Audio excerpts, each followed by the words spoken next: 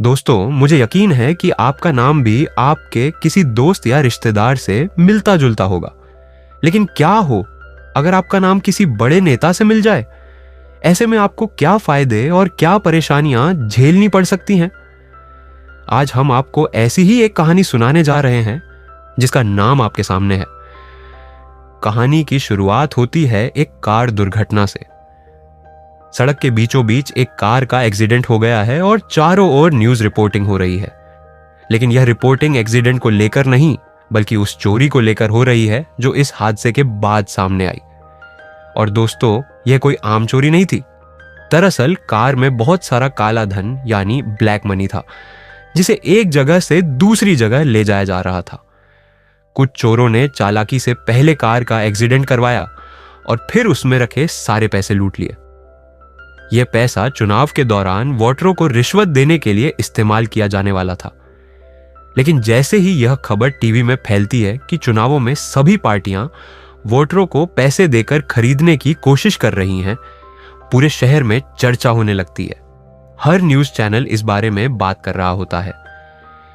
इस घटना के बाद शहर में हर जगह पुलिस की सख्त चेकिंग शुरू हो जाती है, जिससे बाकी पार्टियों के नेता भी डर जाते हैं, क्योंकि अब वे भी अपना काला धन एक जगह से दूसरी जगह नहीं भेज पाएंगे। अब हम कहानी में एक नए किरदार से मिलते हैं जिसका नाम मदन है। यह वही पार्टी है जिसका पैसा चोरी हुआ था। लेकिन यह मदन सिर्फ नाम का नेता होता है। असल में वह एक बहुत बड़ा गुंडा है। जब उसे इस चोरी की खबर मिलती है तो वह अपने गुंडों को आदेश देता है कि जाओ और चोरों को पकड़ कर लाओ। थोड़ी देर बाद चोर पकड़े जाते हैं, लेकिन वे चोरी की बात मानने से इनकार कर देते हैं। गुस्से में मदन अपनी पिस्तौल निकालता है और चोरों की ओर तान देता है। डर के मारे चोर मान लेते हैं कि हां, उन्होंने ही चोरी की थी। लेकिन मदन कहता है कि अब सच बोलने का कोई फायदा नहीं है और बिना कोई देरी किए दोनों चोरों को गोली मार देता है। अब कहानी में एक नया मोड़ आता है। हमें एक और मदन को दिखाया जाता है, लेकिन यह मदन पहले वाले से बिल्कुल अलग है। यह दूसरा मदन बहुत गरीब है। न वह नेता है और न ही कोई गुंडा। वह एक साधारण आदमी है जो छोटे छोटे चूजों को रंग कर उन्हें बेचता है। शायद आपने भी बचपन में ऐसे रंग बिरंगे चूजे देखे होंगे। असल में चूजे रंग बिरंगे नहीं होते, बल्कि उन्हें रंगा जाता है। गरीब मदन अपने बचपन में ही अनाथ हो गया था। उसके माता पिता की मौत के बाद उसकी मौसी ने उसे पाला पोसा। लेकिन अब वह बड़ा हो चुका है और उसकी कोई स्थायी नौकरी नहीं है। वह बस कभी कभी कोई छोटा मोटा काम करता है और किसी तरह अपना गुजारा करता है। अब कहानी आगे बढ़ती है। एक दिन सुबह सुबह उसकी मौसी उसे उठाने आती है और कहती है, सारा दिन वैसे ही निकम्मा बैठा रहता है, अब जो कह रही हूं वो कर। मौसी चाहती है कि मदन जाकर लाल किले लेकर आए, पर मदन को कोई दिलचस्पी नहीं होती। लेकिन जब मौसी उसे गालियां देती है तो वह मजबूरी में उठ जाता है और लाल किले लाने के लिए निकल पड़ता है। वह पहले अपने दोस्त मोहन के पास जाता है, जो पेड़ों की कटाई का काम करता है। रास्ते में मोहन उसे बताता है कि वह बहुत बड़ी आर्थिक तंगी से गुजर रहा है और उसके पास किराया देने तक के पैसे नहीं हैं। मदन उसे दिलासा देता है कि धीरे धीरे सब ठीक हो जाएगा, और फिर लाल केले मांगता है। संयोग से मोहन के बगीचे में लाल केले होते हैं। मोहन उन्हें काटने की कोशिश करता है, लेकिन उसकी किस्मत खराब होती है। केले काटते समय केले का पेड़ टूट जाता है, जिससे मोहन गिरकर बुरी तरह घायल हो जाता है। इससे मोहन की हालत बहुत खराब हो जाती है। उसकी चीख सुनकर लोग इकट्ठा हो जाते हैं। मदन भी दौड़कर उसके पास जाता है। मोहन को लगने लगता है कि अब वह नहीं बचेगा, तभी दर्द से कराहते हुए कहता है कि भाई मदन, मेरी पत्नी और बेटी का ध्यान रखना। और इतना कहते ही उसकी मौत हो जाती है। यह देखकर सब स्तब्ध रह जाते हैं। मदन खुद को दोषी मानता है और सोचता है कि अगर वह लाल केले लेने ना आता तो मोहन की मौत नहीं होती और सैयद वह अभी जिंदा होता। इधर मोहन की मौत के बाद उसकी पत्नी नव्या और उनकी छोटी बच्ची पूरी तरह बेसहारा हो जाते हैं। तभी मोहन का एक पुराना दोस्त संजू आता है और नव्या की मां से कहता है कि देखो, अब तुम्हारा दामाद इस दुनिया में नहीं रहा, लेकिन मैं उसे बहुत पसंद करता था। मैं नव्या से शादी करने के लिए तैयार हूं और उसकी बेटी को भी अपना लूंगा। यह सुनकर नव्या बहुत गुस्से में आ जाती है और कहती है, जब मोहन जिंदा था तब तुमने उसकी कभी मदद नहीं की, और अब जब वह मर गया तो मेरी मदद करने के बहाने शादी करना चाहते हो। मदन यह सब देख रहा होता है। वह समझ जाता है कि नव्या और उसकी बेटी को रहने के लिए एक सुरक्षित जगह की जरूरत है, इसलिए वह उन्हें अपने घर ले आता है। जब मदन अपनी मौसी के घर नव्या और उसकी बेटी को लेकर पहुंचता है तो उसकी मौसी चौंक जाती है और कहती है, अरे ये कौन है? क्या तूने शादी कर ली? मदन अपनी मौसी को सब कुछ बता देता है और कहता है कि यह सब तुम्हारी वजह से हुआ। अगर तुम मुझे लाल केले लेने ना भेजती तो मोहन की मौत ना होती। अब यह मेरी जिम्मेदारी है कि मैं इन दोनों का ख्याल रखूं। पर मौसी को यह बिल्कुल पसंद नहीं आता, लेकिन मजबूरी में वह नव्या और उसकी बेटी को घर में रहने की इजाजत दे देती है। धीरे धीरे मदन नव्या को पसंद करने लगता है। नव्या भी उसे पसंद करने लगती है और एक दिन वह मदन से कहती है, हमें शादी कर लेनी चाहिए। अगले ही दिन दोनों शादी कर लेते हैं और पति पत्नी बन जाते हैं। लेकिन नव्या की बेटी अभी भी मदन को अंकल कहती है, पापा नहीं। तो नव्या कहती है कि जब तक छोटी तुम्हें पापा नहीं बुलाएगी तब तक हमारे बीच पति पत्नी जैसा रिश्ता नहीं हो सकता। अब मदन की नई चुनौती यह होती है कि वह छोटी को अंकल की जगह पापा बुलाने के लिए कैसे मनाए। हालांकि वह छोटी का पूरा ख्याल एक पिता की तरह रखता है, फिर भी छोटी उसे अंकल ही कहती है। इस समस्या को हल करने के लिए मदन एक तरकीब सोचता है। वह छोटी से कहता है, देखो बेटा, जब हमारे घर की पुरानी स्कूटी खराब हो जाती है और हम नई स्कूटी लाते हैं तो क्या हम उसे भी स्कूटी नहीं कहते? हम उसे अपनाते हैं और प्यार करते हैं, ठीक वैसे ही जैसे हम पुरानी स्कूटी से करते थे। छोटी कुछ देर तक सोचती है और फिर जवाब देती है, लेकिन मुझे पुरानी स्कूटी ज्यादा पसंद थी और कोई भी मेरे पापा की जगह नहीं ले सकता। मदन को समझ आता है कि छोटी को मनाना आसान नहीं होगा। वह कई और तरीके आजमाता है, लेकिन छोटी उसे अब भी अंकल ही कहती है। फिर एक दिन जब मदन काम पर जा रहा होता है तभी उसकी स्कूटी फिसल जाती है और वह जमीन पर गिर जाता है। चोट लगने के कारण उसके मुंह से दर्द की चीख निकलती है। छोटी यह देखकर घबरा जाती है और दौड़कर उसके पास आती है, लेकिन पहली बार घबराहट में वह कहती है, पापा आप ठीक तो है? मदन का दर्द मानो जैसे गायब हो जाता है। उसे इस बात की खुशी होती है कि आखिरकार छोटी ने उसे पापा कहकर पुकारा। अब उसे लगने लगता है कि नव्या और उसके बीच एक पति पत्नी का रिश्ता पूरी तरह से बन सकता है, क्योंकि छोटी ने उसे पापा कहकर बुला लिया था। रात को जब वह घर लौटता तो नव्या के लिए कई चीजें लेकर आता। जब रात होने ही वाली थी और मदन सोने के लिए तैयार था तभी उसका मामा वहां आ जाता है और कहता है, बेटा एक बहुत जरूरी काम आ गया है, मुझे तुम्हारी जरूरत है, जल्दी चलो। मदन का मन नहीं था जाने का, तो उसने टालने की कोशिश की और कहा कि वह सुबह जाएगा, लेकिन मामा और मामी के बहुत जोर देने के कारण उसे अनिच्छा से जाना पड़ा। जाने से पहले उसने नव्या से कहा कि सोना मत, मैं जल्दी लौट आऊंगा। मामा उसे लेकर एक राजनीतिक पार्टी के कार्यालय में पहुंचता है, जिसका नाम अन्ना पार्टी था। यह वही पार्टी थी जो मदन की अपनी राजनीतिक पार्टी की प्रतिद्वंद्वी थी, यानी यह वही पार्टी थी जो शुरुआत में दिखाए गए गैंगस्टर मदन की पार्टी का विरोध कर रही थी। अन्ना पार्टी ने एक चाल चली थी। उन्होंने इस गरीब मदन को डमी कैंडिडेट के रूप में खड़ा करने का फैसला किया था। अन्ना पार्टी का मकसद था कि जब चुनाव होगा तो गैंगस्टर मदन के समर्थक असली मदन और गरीब मदन के नाम को लेकर भ्रमित हो जाए और गलती से गरीब मदन को वोट दे दे।